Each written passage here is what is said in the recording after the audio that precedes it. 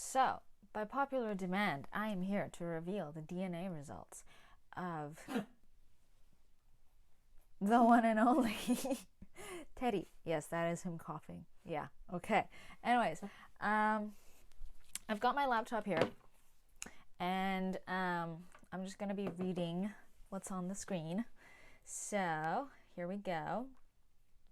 So, the first thing that comes up is genetic stats. So, yeah, let's look at that first. It says here that his wolfiness is 0.3%. Yeah. And his predicted adult weight is 18 pounds, which is about 8 kilos. And no, he is not 8 kilos. He is about 6.5 to 7 kilos. He's a little underweight. I know, even our vet was like, he's underweight. You should try to get some more weight on him. But I did also explain to him that Teddy is not a big fan of eating his food. So he just said that's fine. He's not like super underweight or anything. As long as you maintain his weight, he should be fine. So yeah, he's a little underweight, but it's fine. We all good. And then his genetic age is apparently 32 human years. Yeah, he's 3.5 in doggy years, but yeah, 32 human years apparently. Okay. So it says here that there are. I guess Teddy is joining us now. Okay, so it says here there is 4 things. Health, breed, traits, and relatives. I'm not going to be going into too much detail with the relatives thing because it's not exactly for sharing. But I will go into his health, breed, and traits because I think that could be interesting. So let's look with health first because it's first in line. So, the first thing that comes up, okay, honey. The first thing that comes up is it says that Teddy is at increased risk for one genetic health condition.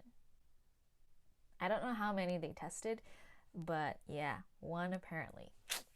Okay. Okay, so I believe they've tested, they've got like 5 different sections here. I'm assuming they tested more than one in each section though, so 3 of these sections have blue ticks on them, so I'm assuming they're all clear stuff. So these are breed-relevant genetic conditions, additional genetic conditions, and then clinical tools. So maybe clinical tools isn't like a thing, but anyways, it's here. It's got a blue tick. I'm assuming it's got something to do with his health. But anyways, there are 2 here that don't have blue ticks. One is a red triangle, and the other is I believe that's also blue, a blue circle.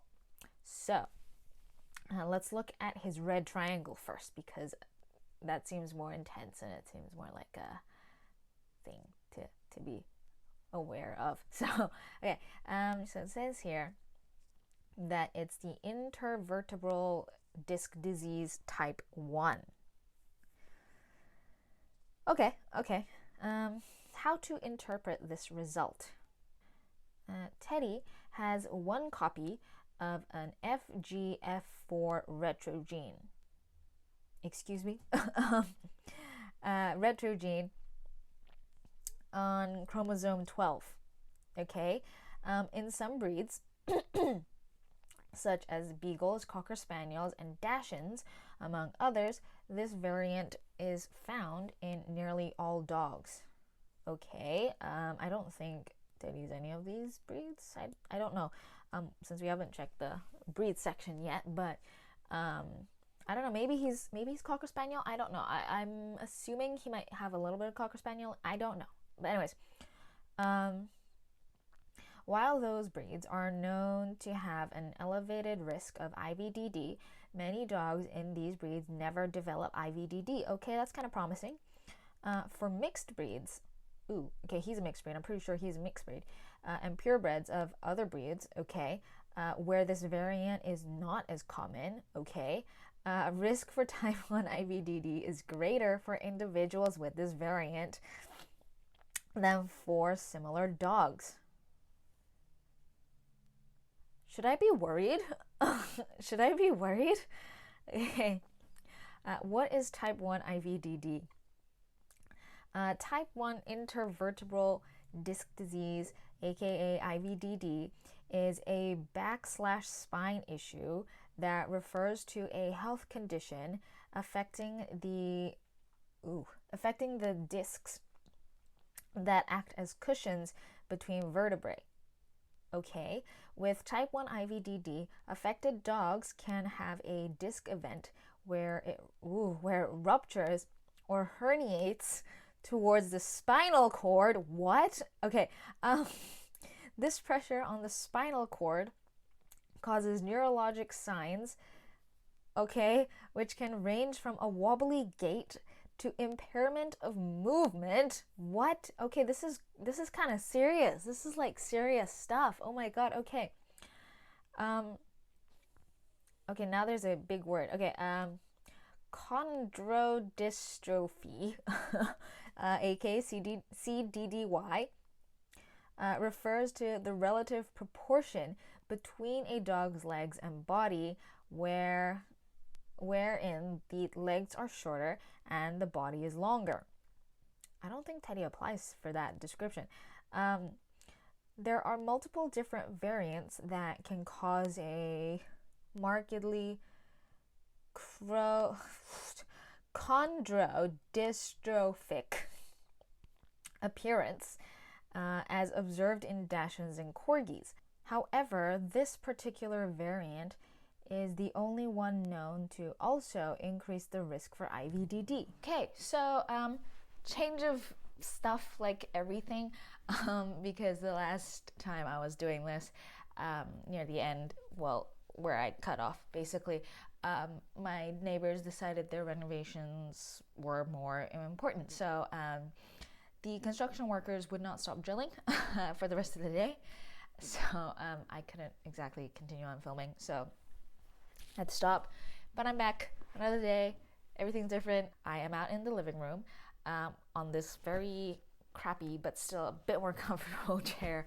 And by my window and everything.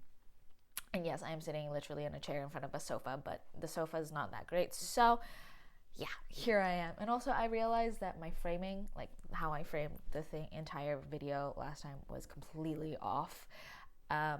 So hopefully this time around it'll be better, but yes, fingers crossed. Okay, anyways. So I believe I was on the health section. Okay, so it's apparently common in other breeds such as Sussex Spaniels. I've never heard of those. Clumber Spaniels and Cocker Spaniels. So yeah, I don't know if Teddy is any of these breeds. I have my suspicions that he might be like part Cocker Spaniel, but since I haven't checked the breed section, I can't say for sure, but that is one of our suspicions. We were thinking maybe like Cocker Spaniel and Poodle. So yeah. And then moving on. The next thing that was like the blue circle was the progressive retinal atrophy PRCD. Okay. That sounds like something that I might know a little bit about. I don't know. I just feel like I know stuff when it comes to retinal. So I don't know. Anyway, what does this result mean? This result does not impact your dog's health. Okay, that's all I need to know. So that's fine. Let's see, how common is this? It's apparently in about 49 in 100 Australian cattle dogs, about 31 in 100 giant schnauzers, and about 30 in 100 American Eskimo dogs. They look like Samoyeds. I don't know the difference. Yeah. There's that. Let's see. I think that's it. The other ones were like blue ticks, so I'm assuming they're fine, so I'm not going to go into those. But now that the health section is done, time to look at the more interesting, more intriguing breed bit, because that's what we want. Okay. Breed. Here we go. It says he's a Maltipoo. A Maltipoo. Um, we thought he was like a cockapoo. Cockapoo? Anyways, yeah, we thought he was like a poodle and a cocker spaniel mix, maybe something else, but he's a Maltipoo with 16.9% unresolved. Um, I'm assuming this unresolved means like indistinguishable or something, like I don't know, unidentifiable. Anywho, let's see. So he's a Maltipoo, Jesus. Okay. It says here that 58.7% of his DNA is the small poodle.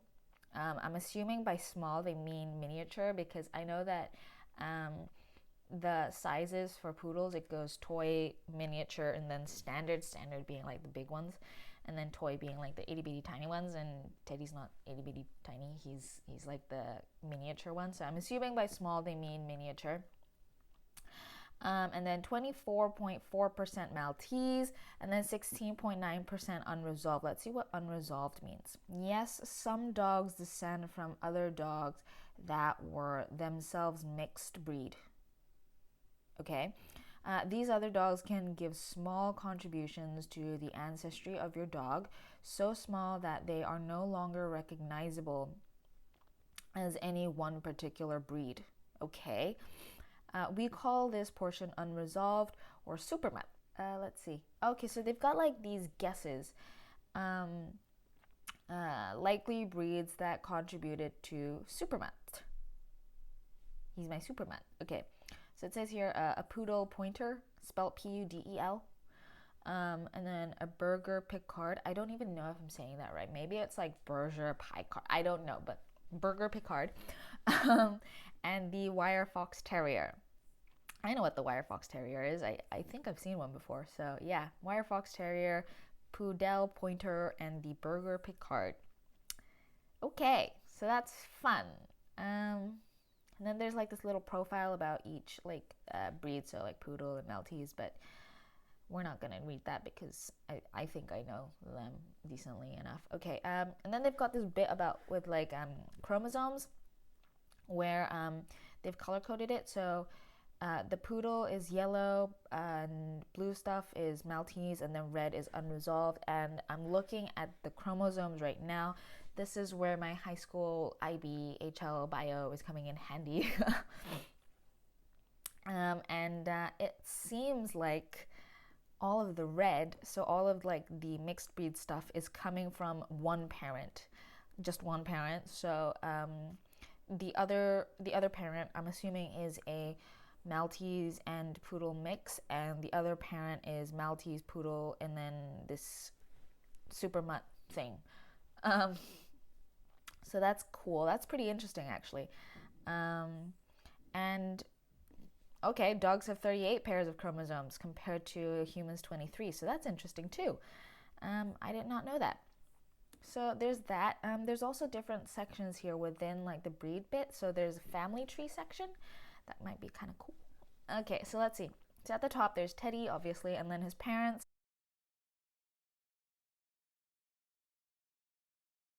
So yeah, there's definitely a lot of Poodle and a little bit of Maltese and a tiny little bit of mixed. So that's actually quite cool.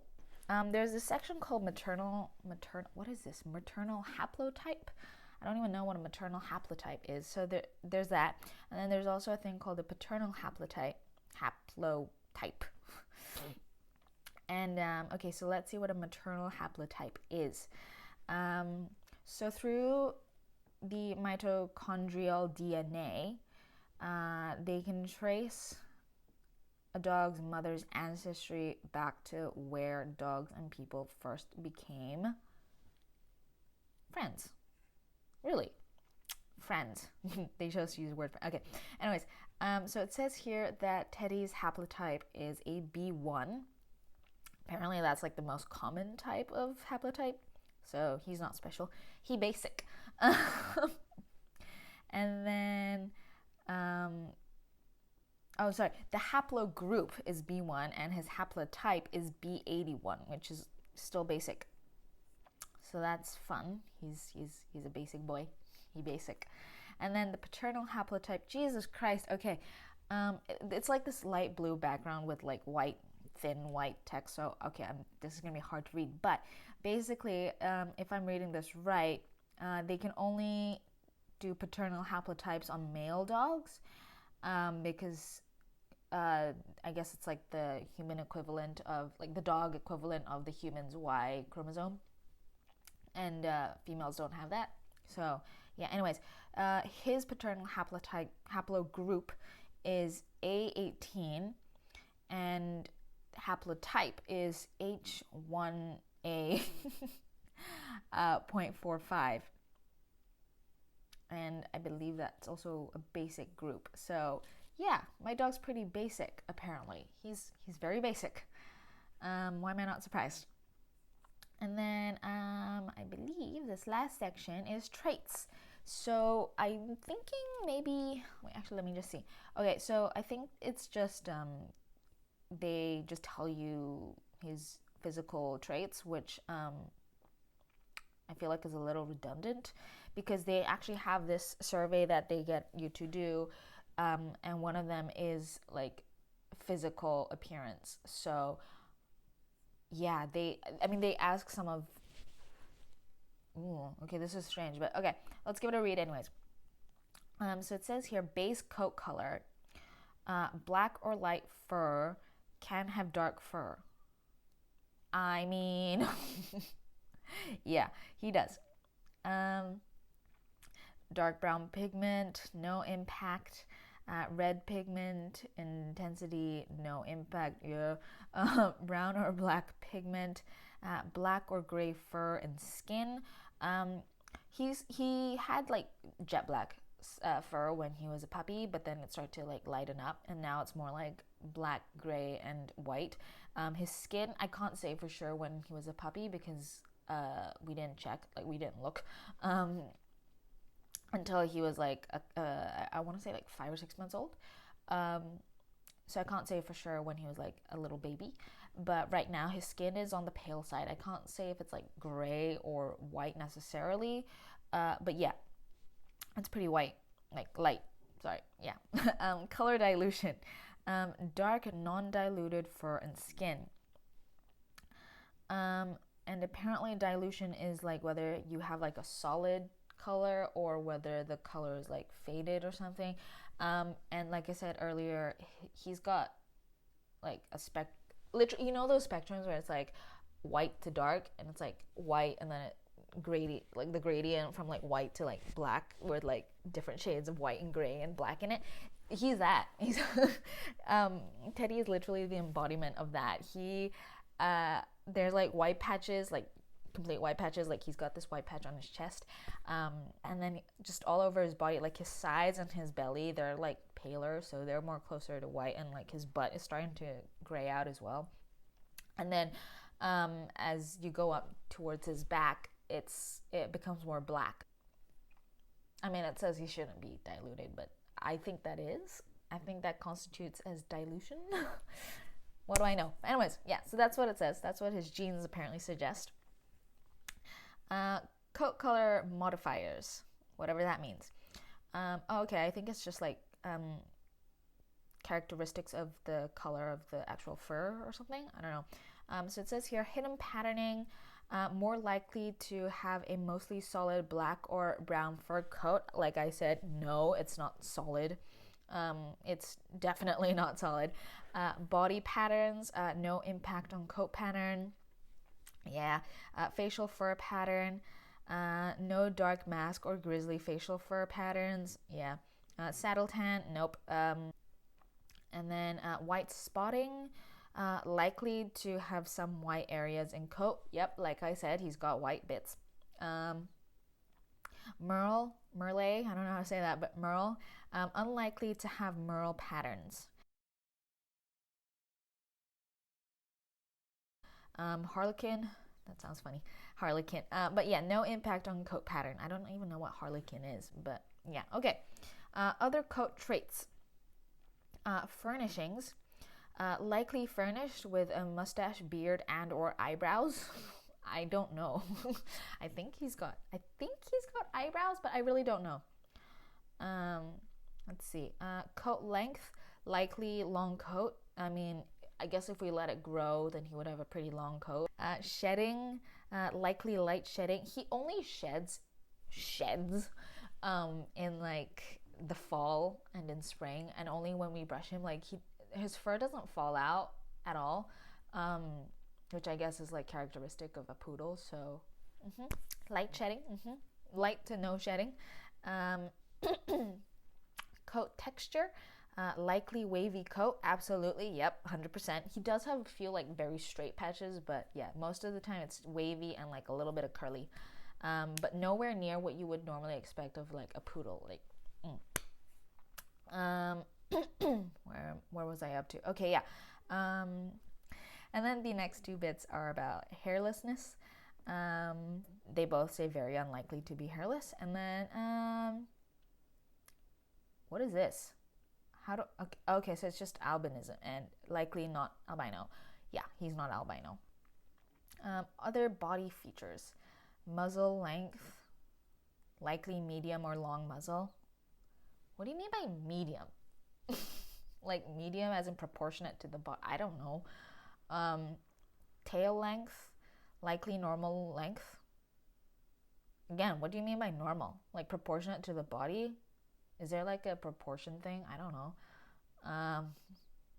These things are very vague. I would probably have to look into it, like the details section. But hind dew claws.